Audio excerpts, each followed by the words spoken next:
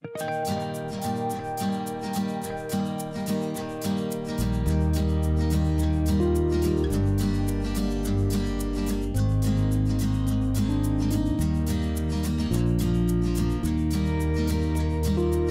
cette nouvelle balade, je vous emmène en Italie, dans la vallée du Ghesso, à Valdieri. Donc direction le col de la Lombarde, puis Borgo San Dalmazzo.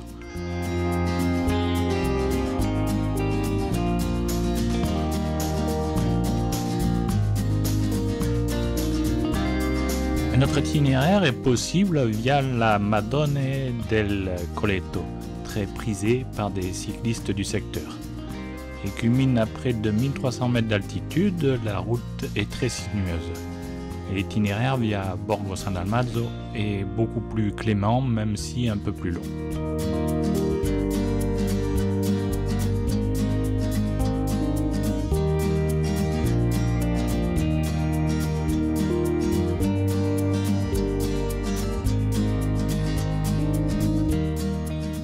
La signification du nom de la commune de Valdieri viendrait de l'allemand Wald, signifiant forêt. L'escapade sur Valdieri n'est pas sans rapport avec la station d'Isola 2000, puisque le territoire communal de Valdieri, de 1861 à 1947, comprenait également les vallées de Molière et de Chastillon. Les Moliérois passaient par la baisse du Druos pour rejoindre Valdieri pour leur démarche administrative. Comme dans beaucoup de villages, Valdieri connut, après la Seconde Guerre mondiale, une importante désertification de sa population.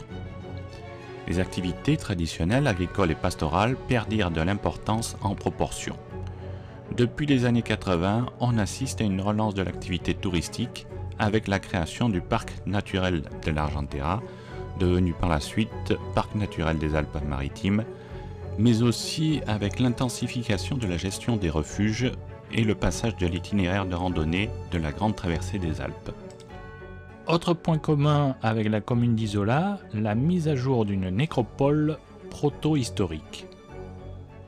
Le parc Alpi Maritime a d'ailleurs consacré une grande partie de son point d'information, situé au cœur de la commune, sur une exposition sur les découvertes effectuées en 1983 lors des travaux d'extension de la route de la commune.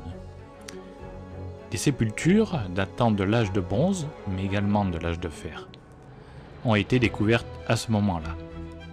On pourra se rendre sur le site de la découverte également, où un itinéraire a été aménagé afin de le visiter.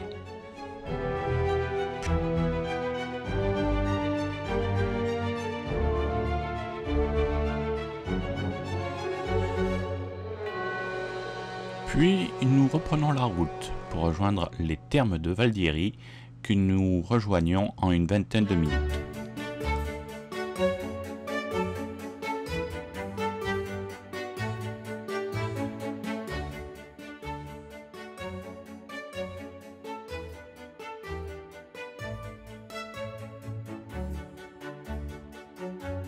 Il s'agit du plus haut site thermal d'Italie, mais aussi de l'une des portes d'entrée du parc national italien Alpi Maritime.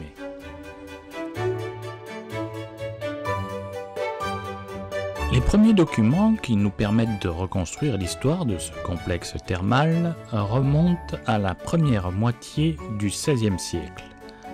En 1588, la municipalité de Valdieri fait ériger le premier établissement pour les bains, même s'il faudra attendre encore 2 siècles pour que les premières traces d'un développement considérable apparaissent.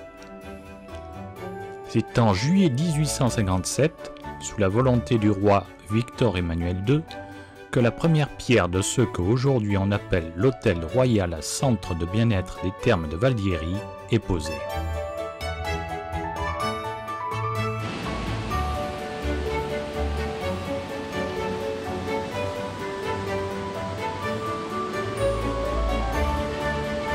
Les thermes Reali di Valdieri sont les seuls en Italie à cultiver et utiliser amplement à des fins thérapeutiques les algues thermales ou moisissures ainsi définies par le ministère de la Santé. Dans leur composition dominent des algues mélangées à des bactéries et protozoaire. C'est pour cette raison que le mot moisissure est remplacé par celui d'algue, terme considéré plus exact. Les algues peuvent être assimilées à des pelés naturels organiques. En 1857, au niveau des thermes, 4 chalets de type suisse sont édifiés. Seuls 2 sont encore présents. Totalement rénovés, ils ont pris le nom de Casa della Bella Rosina, Maison de la Belle Rosin, et Casino di Caccia, Casino de la Chasse.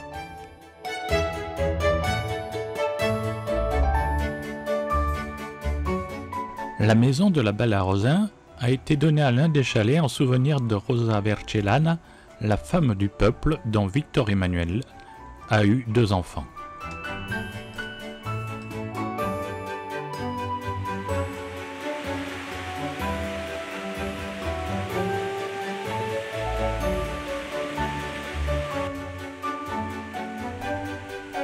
Nous rejoignons maintenant l'un des points d'information du parc Alpi-Maritimée, qui se veut très éducatif.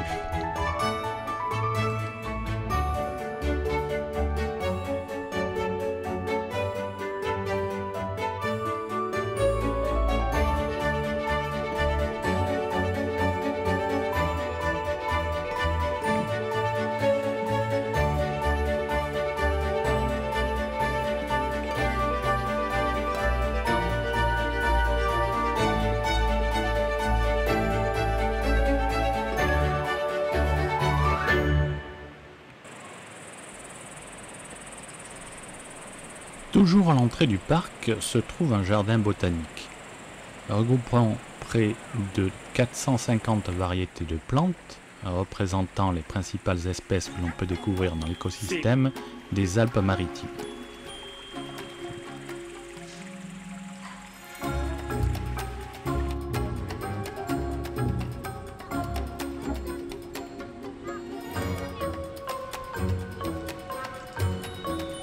Le bivouac en forme de tonneau est l'un des premiers points d'appui pour les alpinistes que le club alpin italien ait construit dans les endroits les plus reculés de la montagne. Il s'agissait de structures très simples et modulaires pouvant être transportées à dos d'hommes ou de mulets. Ils pouvaient accueillir 4 à 5 personnes.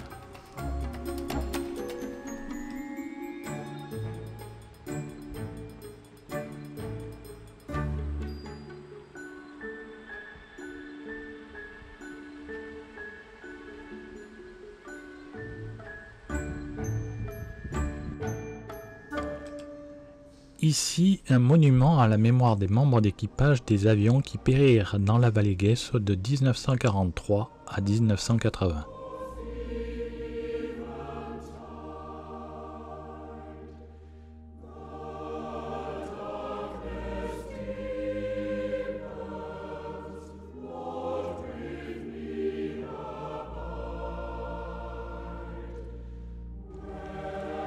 Au départ du sentier que nous allons emprunter pour rejoindre le Palais Valasco, se trouve une très belle chapelle, la chapelle San Giovanni.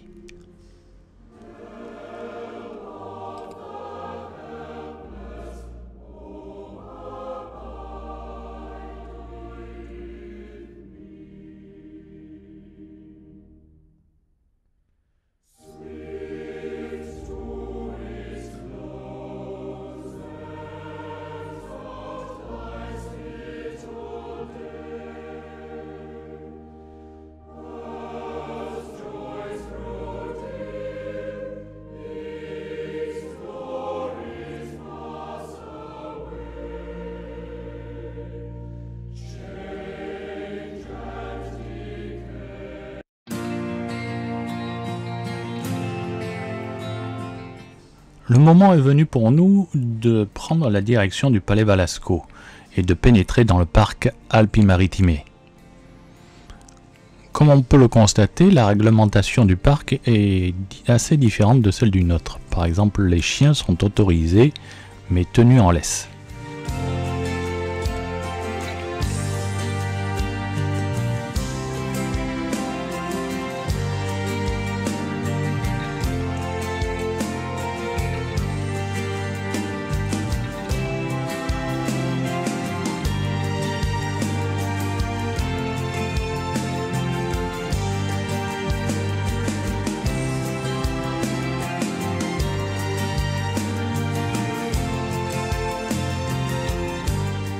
Nous prenons enfin la direction du plateau de Valasco en empruntant une ancienne piste militaire construite dans les années 30. Il s'agit de la route militaire 451, Terme di Valdieri, Pian de Valasco, construite pour desservir le système de défense de Valescure. La route, qui avait les caractéristiques d'une piste de charrette, suivait le tracé de l'ancienne artère militaire construite entre 1906 et 1909, elle-même tracée sur la route de l'ancienne piste muletière qui reliait les termes de Valdieri à la baie de Druos. Mais le parc a bien fait les choses, puisque si l'on souhaite, il y a la possibilité de prendre un sentier de randonnée, très bien entretenu et aménagé, qui longe la rivière Cougnier, et ainsi de faire la montée par le sentier et la descente par la piste. Cette même piste peut d'ailleurs être empruntée par les VTT puisque le parc les autorise. La reine Helena, épouse de Victor Emmanuel III, aimait quant à elle se consacrer à la pêche dans les torrents.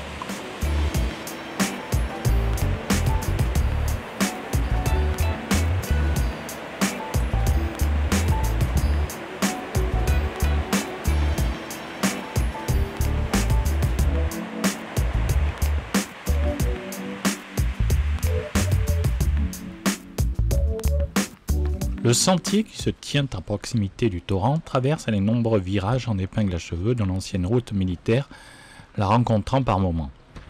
Sur cette portion, des marches ont été aménagées pour faciliter la progression du marcheur.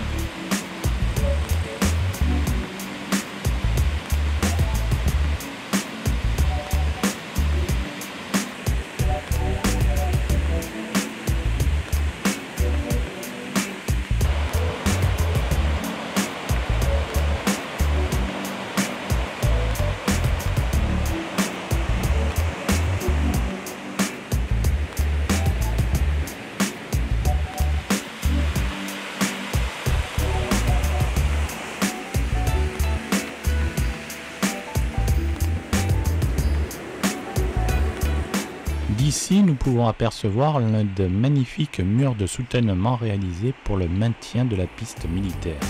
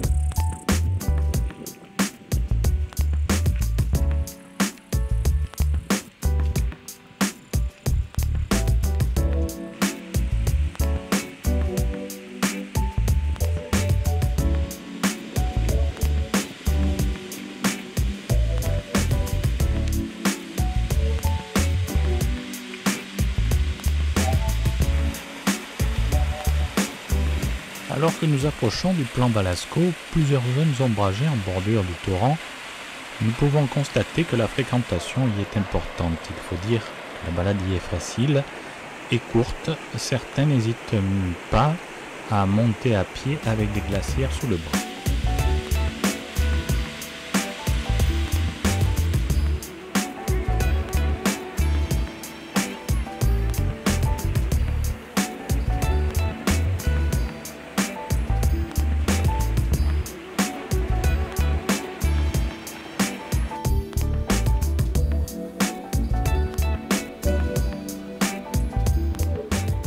En 1855, le roi Victor Emmanuel II visite la vallée et est très impressionné par ses caractéristiques. En 1857, les communes d'Entracqua et Valdieri cédèrent au roi les droits de chasse sur les territoires communaux. C'est ainsi qu'est créée la réserve royale de chasse qui, avec le temps, deviendra l'actuel parc naturel des Alpes-Maritimes.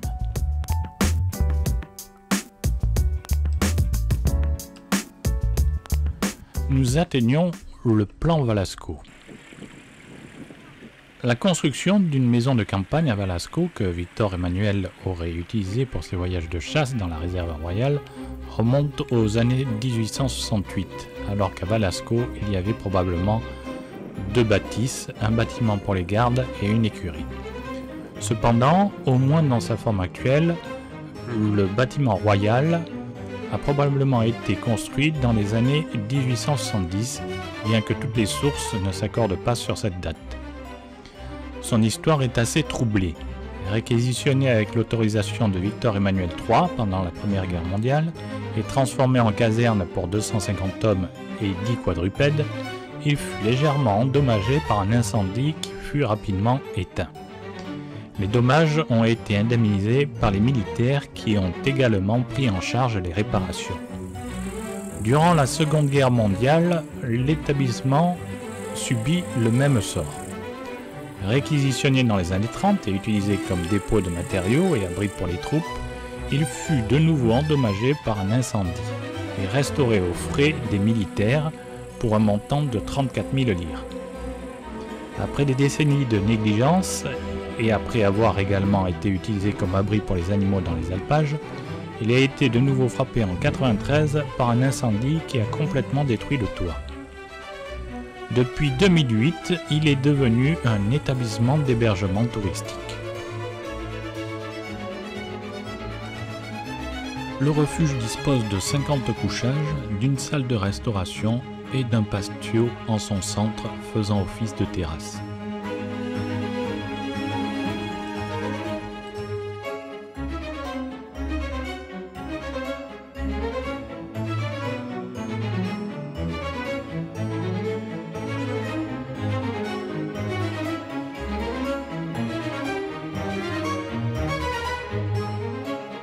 La piste militaire qui poursuit son ascension est encore en meilleur état depuis le palais Valasco.